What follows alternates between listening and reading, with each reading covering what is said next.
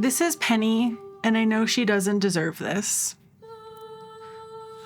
Know that she is loved and missed. This shameful act is a last desperate attempt to save her. I did it for no other reason than her best interest. The harsh reality is that this is now her best chance at survival. She has had her breakfast and is ready for this traumatic day.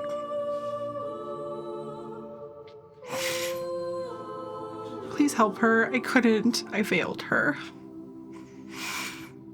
I live with the shame and guilt and the hope that she makes it somehow. Goodbye, sweet girl. I'm so sorry, and I will always remember you.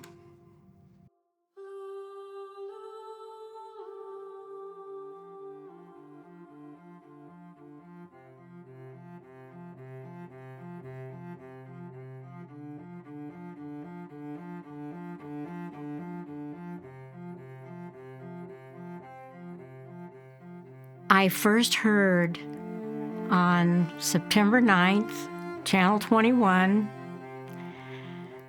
and I saw for myself. When the story broke, so did my heart. The Deschutes County Sheriff's Office is investigating a woman for animal neglect after 49 dogs and cats were found in her home in hazardous conditions. Jason Carr with the Sheriff's Office says 62-year-old Lorinda Maxwell was arrested on 49 felony counts of second-degree animal neglect. 46 dogs and 3 cats were taken from the property, many of them matted and underweight. We were asked by Deschutes County Sheriff's Office to assist with recovering the animals from the property. I did have the opportunity to walk through the house and see the conditions myself, see the animals in the kennels that were in the house, kind of experience just a little bit what they had been going through. And it was shocking. Going onto that property and seeing them there was pretty heartbreaking. To describe it is pretty crazy. Lots of dogs, very noisy, horrific conditions these poor dogs were in. The looks on their faces from inside these really super dirty kennels, they're just staring up at you and you're like, please help me. And I was like, okay, we got to do this. Those pets needed our help, and we needed to get them out of the situation that they were in, and we needed to do it quickly. That morning, we had 2 empty kennels, and taking on 46 more poodles was pretty stressful for me and my staff and what was going to come in the near future with those. When the poodles first came to HSCO, they were pretty thin. They had matting and some generalized urine odor to a lot of them, pretty typical for animals from a mass intake type situation. They had varying degrees of other medical concerns like dental issues and masses. Mostly how thin they were was the biggest concern. I think they were in a state of shock or confusion. It was difficult to see animals in that condition.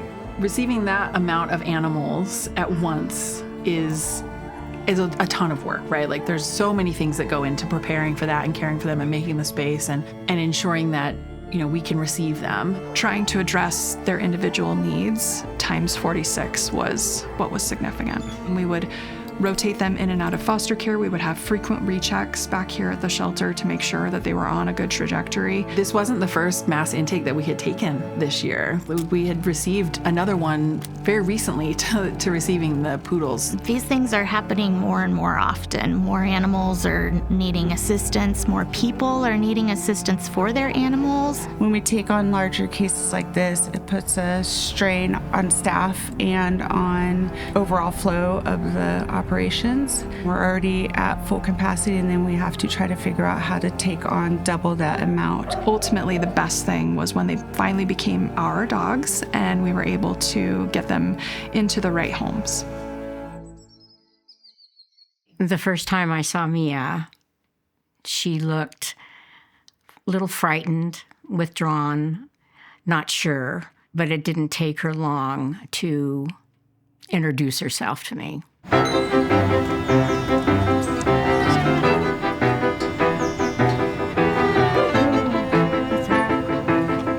Me is my standard poodle.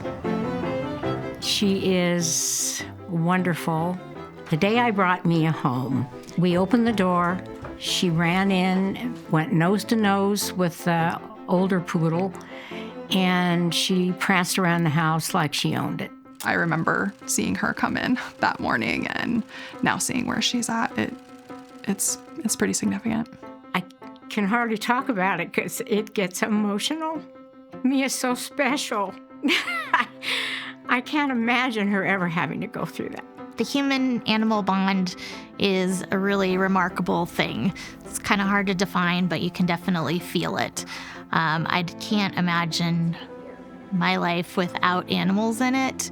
And what's so important about HSCO is how they help others with that human-animal bond, whether it's adopting out animals or helping animals stay in homes. Being able to see that it's not just, the end of the line for that animal, it's them actually going on and living their very best life.